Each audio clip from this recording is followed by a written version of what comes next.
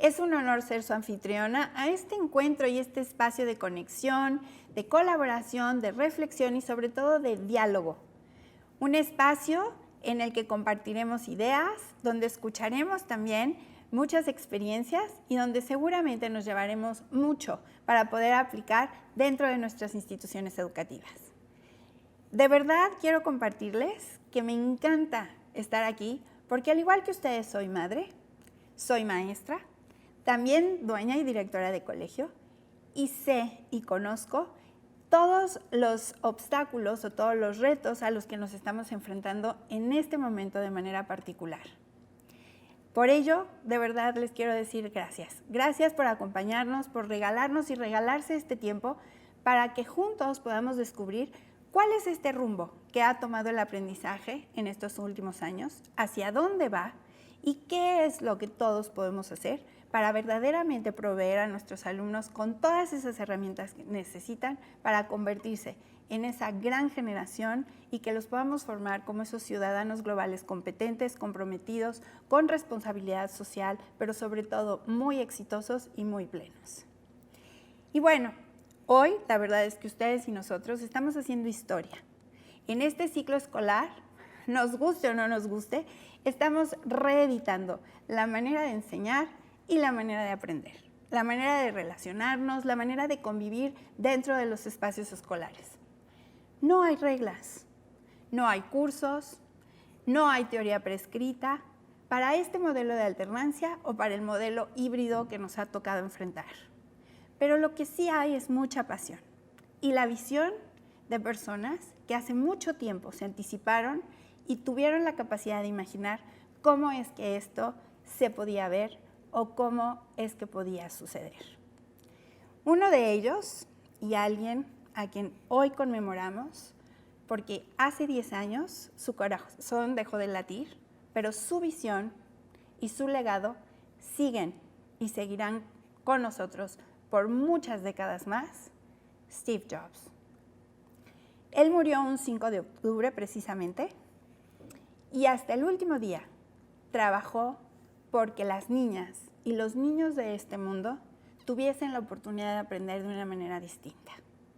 Él siempre dijo que él quería regalarles la oportunidad de vivir una experiencia de aprendizaje diferente y convertirlos en esos lifelong learners o esos aprendices para la vida. Y es por ello que no podría haber mejor invitado a este evento que otro gran visionario, que no solo fue amigo personal de Steve, sino que además fue su referente en el área de educación. Hombro con hombro, John y Steve dentro de Apple y John aún ahora fuera de Apple compartieron hazañas, aventuras para poder redefinir y reconstruir una industria que por décadas, es más, por siglos, se mantuvo completamente estática. Es con gran orgullo y muchísimo entusiasmo que hoy les presento al primer VP de Educación en Apple, ideólogo de Challenge-Based Learning, CEO de Beyond, autor de varios libros, filántropo y sobre todo gurú del aprendizaje blended, John Couch. John, it's so good to have you here with us. We're very privileged, especially today, because I know it is very close to your heart. 10 years ago, the world lost an amazing man, a brilliant man, but you lost a friend, a colleague, and someone with whom we've shared so many dreams. So really, thank you for being here. We really appreciate it from the bottom of our hearts. Hello, this is John Couch coming to you from San Luis Obispo. Looking forward to our conversations. Yeah, and we will get into your life at Apple and Steve, the Steve you knew, a little later. But before that, and since our conversation today is about learning, I would like to share a fragment of a video from 1988. Because I was sharing with the audience that this school year, we're all rewriting history. And we are writing new rules on teaching, on learning. But for some reason, it seems that all of those years ago, you guys knew You guys knew, because in this video, Will showcases the knowledge navigator and this idea of the future of learning, the way you at Apple envisioned it back then, and the way you dreamed it. Let's watch the video. I mean, it may sound strange, but the very first Apple I that was ever built was actually given to a person back in the days before computers were ever heard of, who wheeled it into and taught 4th through 6th graders a little bit of the elements of what a computer is. Here's the top of the volcano. The crater was caused by an eruption a long time ago. Show us where the magma is. The part is the magma underneath the Earth's crust. Heat from the magma creates pressure against the surface of the Earth. When volcanoes erupt, the magma comes out through the cracks in the Earth's crust, and the cracks are called fissures. So being able to speak and get natural responses, the metaphor of kind of a human personality in the computer, certainly I think that's one of the big directions that computers will go. So there we go. So Was is also your personal friend, and I know that both of you have a very, very similar vision on what learning should look like. John, were those dreams achieved? Are we there yet? I don't think so. I think in the first book, Rewiring Education, we really focused about a lot of the work that Apple and that you have adopted around challenge-based learning, that learning needed to be intrinsically, not extrinsically, that it needed to be challenging, creative. And, we have pockets of this. Obviously, you've implemented a major program yourself, but, they're just pockets. The revolution has begun, but it's not equally distributed at this point in time.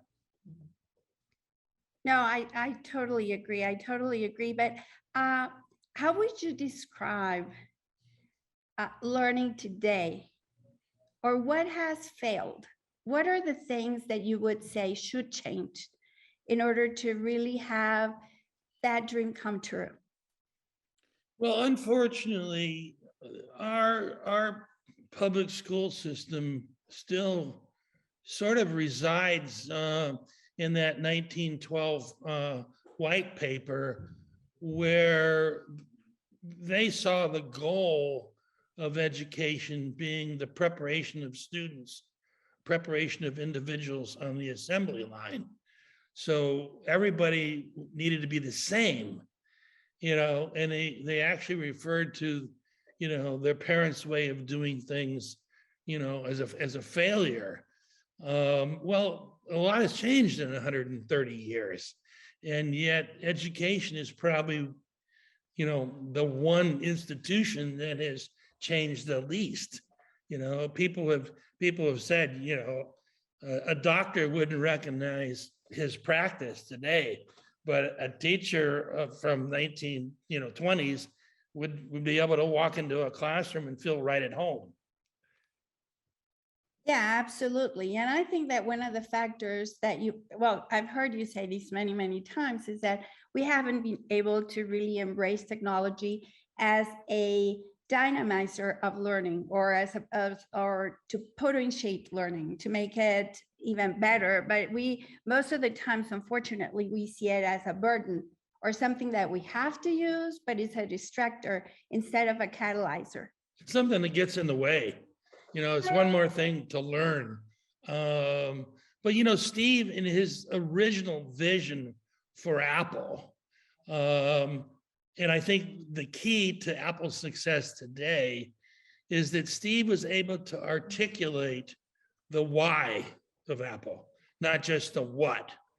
Too many companies will focus on, this is what I want to do, rather than why am I doing this? And so Steve, was inspired by that Scientific American article where they had run a test on the efficiency of mammals going from point A to point B, only to discover that, as Steve would say, God's creation was a disappointing, towards the bottom of the list. but someone had the foresight to rerun the test, this time with man riding a bicycle, which amplified their physical, ability. And so Steve saw technology and the use of technology as a mental bicycle, right? One that allowed us not to go where we've already been, but to explore, to create. And it wasn't very late in the game as vice president of software at Apple in 1978 that I wrote the paper on how the apple was lost on the way to school, where I said Steve's vision was the mental bicycle, but our institutions are turning his vision into an exercise cycle, something that's boring and doesn't go anywhere, because they were using technology as a substitute to what they were already doing, rather than as a lever to redefine the learning environment. Oh, absolutely. And actually, you were in charge of one of the teams of one of those bicycles that you built back there in Apple. And actually, you're going to be surprised, because another fragment of a video that we found in those archives is one when you are actually presenting back, I believe it's in 1983, you are presenting Lisa, and something that really triggered me when I heard this piece is that even back then you were mentioning the importance not only of the hardware and the beauty, because I know that you were in charge of the design and the engineering and everything about the hardware, but you also started mentioning for the first time the importance about the software.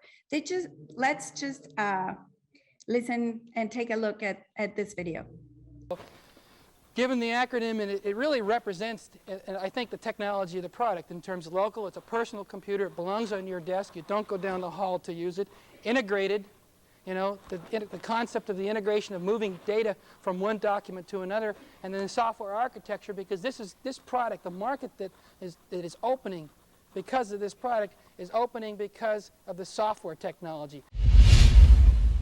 So in most of the industries that were redefined by Apple, communication, computer industry, music industry, in most of them, it was the hardware and the software, the hardware and the software. And you always mention that and the importance of the integration of these two.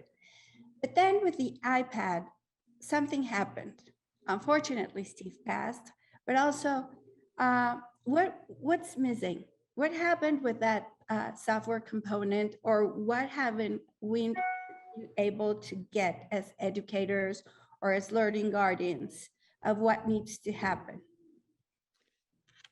Your videos are just making me feel old, actually. Oh, no, you're You've been still around very... a while, but let's take a step one and think about the iPod.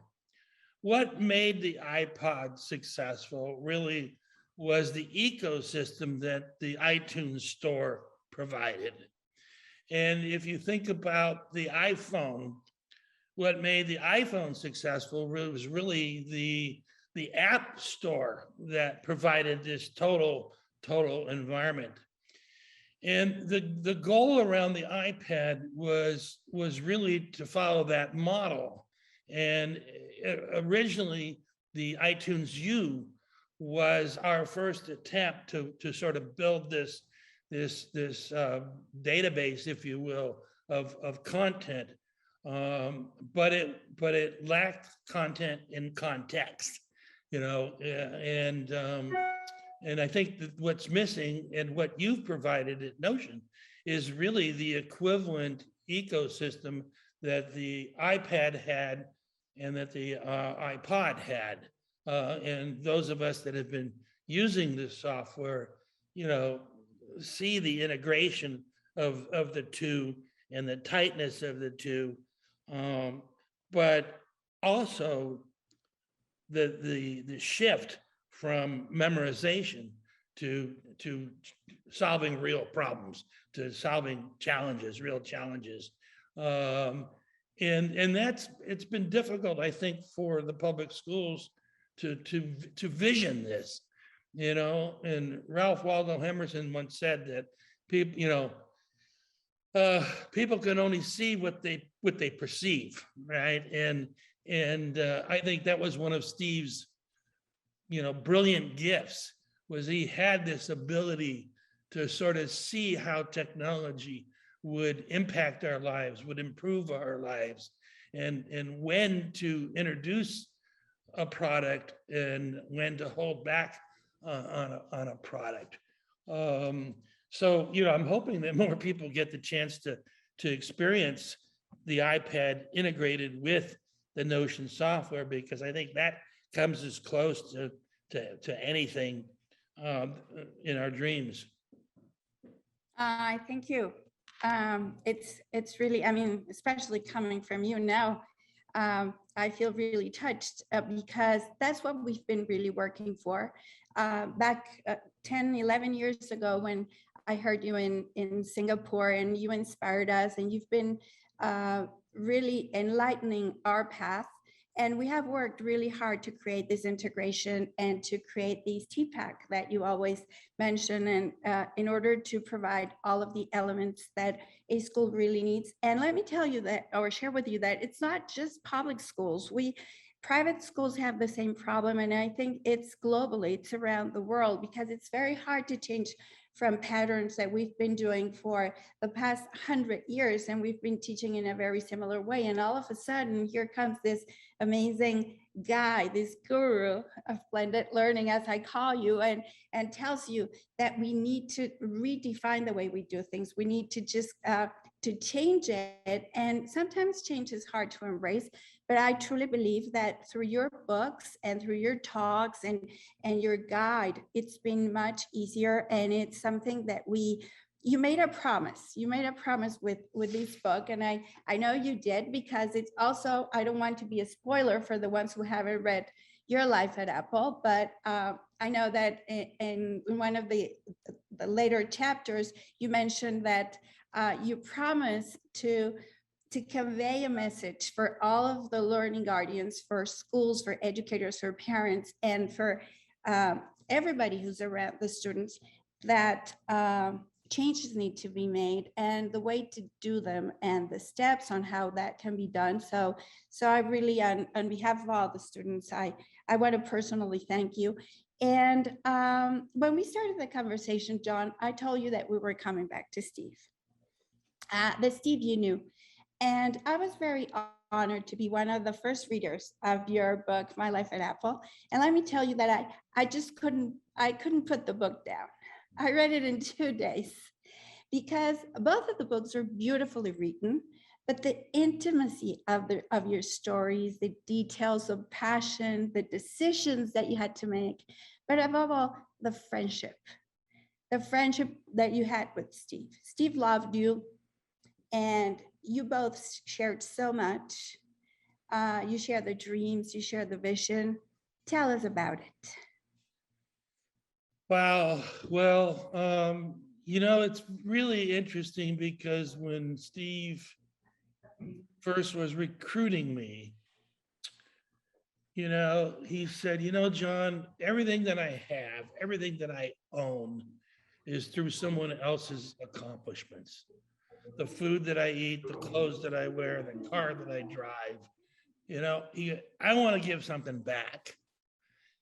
And the challenge that he had at the time was, in order to use the Apple II, you either had to be a basic programmer or a DOS programmer, right?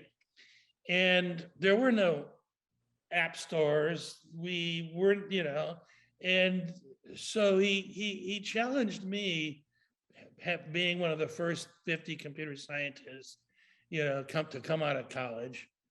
With the following words, he goes, John, I've probably sold an Apple II to every engineer I can possibly sell it to.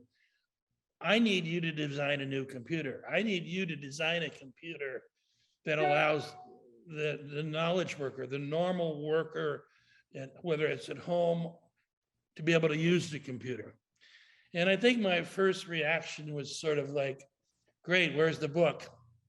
And he goes, there is no book, right? And then I go, well, can you point me maybe to a professor that's researching this particular area? And he goes, no one is doing this. He goes, that's why I'm hiring you. And it was a cold shower, because I realized that as good as my education was by the standards, I didn't know how to solve a problem that wasn't in the book.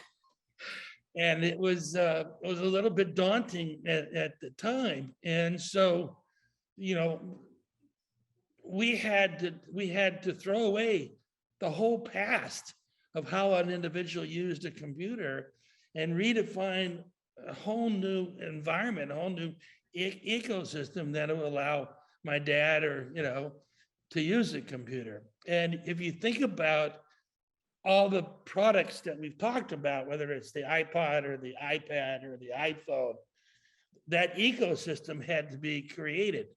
And so we still have that challenge, I think. You've done that with Notion around the iPad, and you've done it with challenge-based learning, and it's been very, very effective, but it's a change. It's not what teachers learn, and so you're almost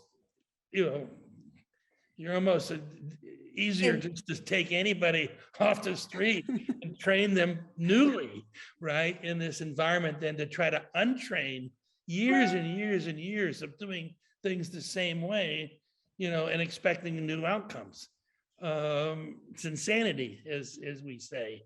So, it's ironic that the whats of Apple have changed constantly over 30 years, but the why remains the same. I And love that it. is to use technology to transform, to redefine, to empower. The more I had a good education, and I had, teachers that fit that bill in terms of empowering and encouraging. But in general, our focus is not on the student.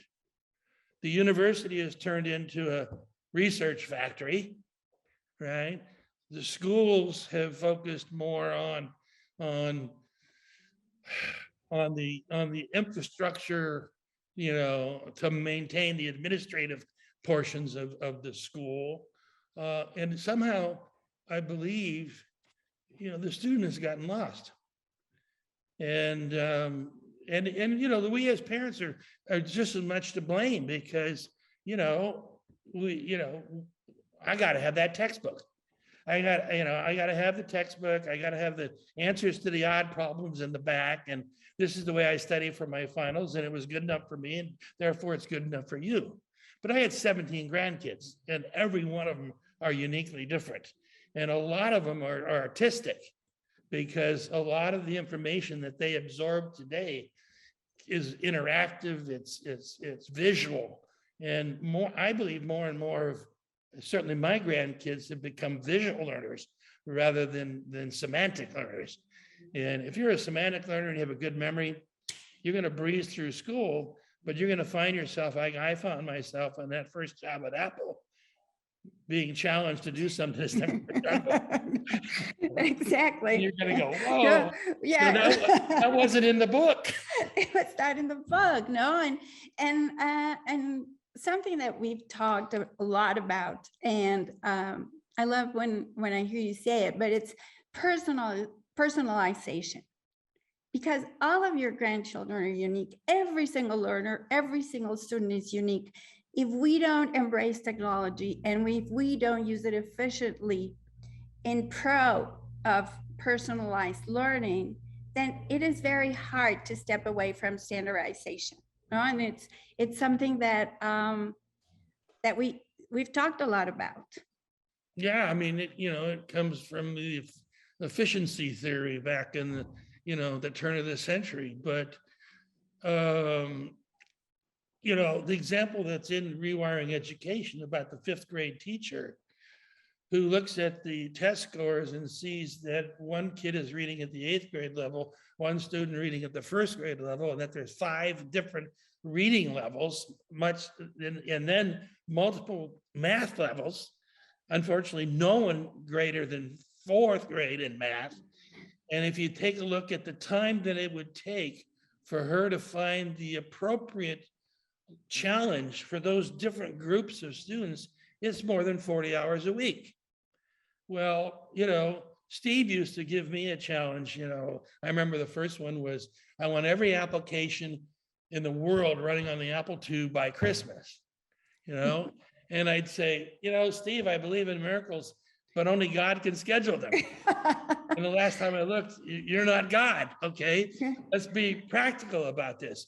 But we're not practical about what we're asking our teachers to do, right? It's impossible to meet that area that the research talks about, that each student can learn.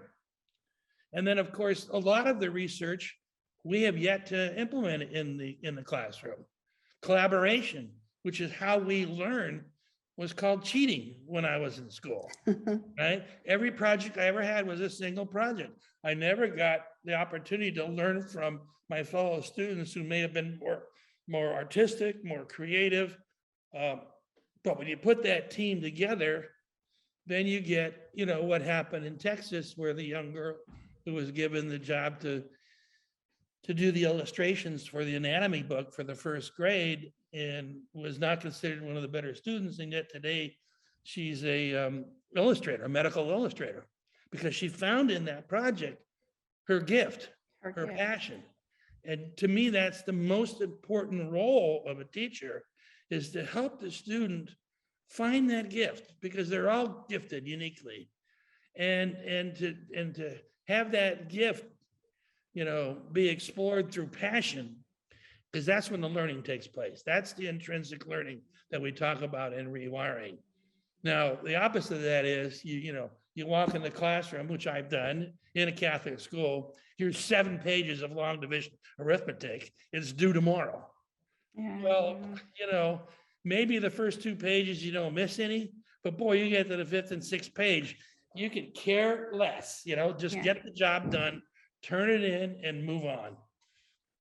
No, absolutely. Absolutely, John. And talking about gifts, I think that this conversation today, everything that we're conveying to the audience, because we have school owners, we have school principals, teachers, parents who are listening to your words, listening to you and all of your insights and your experience and everything you've done. This is an amazing gift. It's a gift for all of us, because you are a gifted, not only speaker, because you are one of the few, I can say, and believe me that I've met a lot of people throughout the world talking about education and tech integration. You are one of the very few who not only really gets it, but knows exactly where we should go and where we need to go. And just as a message to everybody, I think we can both agree and we can share that even though we're asking for a lot of the schools to relearn, to forget a little bit about the way they've been doing things all these years, and to try these new methods, we can also tell them that they're going to love the results, because their students are going to be engaged, they're going to be motivated, they're going to feel with a purpose, they're learning with a purpose, and the results automatically are just going to take place and are going to happen. So it's been really, really a gift for all of us to have you here today, to listen to you, to listen to your very wise words and thoughts. And especially, I think, and I'm going to speak on his behalf, I hope this is not very pretentious on my behalf, but I think Steve is very pleased and very grateful with you, because you're fulfilling that promise that you made to him one day, that you would, as long as you lived, you would take care of taking this message of redefining learning throughout the world. So on behalf of him especially today, and all of us. Thank you. Thank you so much. Well, I should say, look, it's not just me that has the passion. When Steve hired me and decided to make me the vice president of education rather than the vice president of applications, which my academic background was better geared for, he said, there's only one person in education that you need to meet, just one. And that person was Marco Torres. Yes. Okay. And Marco has been an inspiration to me because, you know, he wasn't trained as a teacher, but as a member in Congress there, or as working with this congressman, he went into education to better understand, because he lived in the poorest school district in California, the San Fernando area. And Marco over the years has buried numerous of his students. And you can find the same passion that I have for kids in Marco.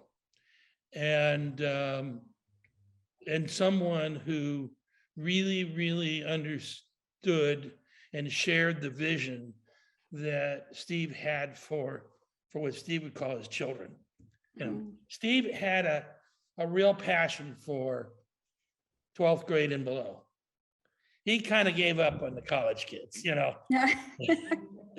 And it's no irony that when Marco threw a challenge out to his 8th graders to remove the noise from the South African World Cup, you know, in a video, that they were able to do that by going to Wikipedia, finding the name of the instrument, finding the sequencing of the instrument, and putting a filter in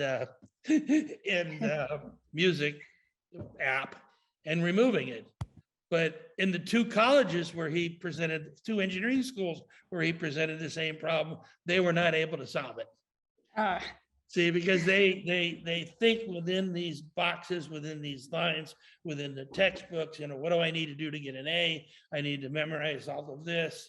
And as soon as something challenges them, they don't know how to handle it. But I think our younger kids do. And so I think there's hope. I'm not putting my hope in the adults. I'm putting my hope in the children and in the parents who realize that their children are naturally gifted in one way or another, and hate to see that gift, you know, layered with concrete or squashed down in the school. I have a 13-year-old grandson who, when he was 4 years old, was reading. And I don't mean, you know, Jack and Jill. Mm-hmm. I would send a magazine that listed every college football team to my son, and he would take it and he read it from front to cover, started asking his dad about the quarterback at Rutgers University. Okay.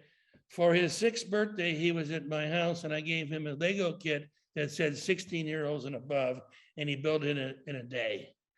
The following week, they went in for his teacher conference, and his teacher told the parents that Keeney was not hacking it in school. Oh, no. Typical story, right? He's bored, you know, particularly as a young boy, just bored. And, you know, and so often, I really believe that if these drugs were available in 1950, when I went to school, they would have drugged me. They would have seen my passion and excitement about life and my friends, you know, and my faith as something that needed to be drugged, because I couldn't sit in a chair for 6 to 7 hours. You know? It's really sad.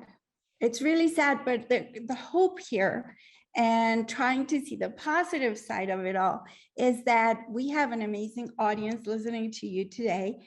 And we have a big movement of learning guardians that we are trying to think out of the box.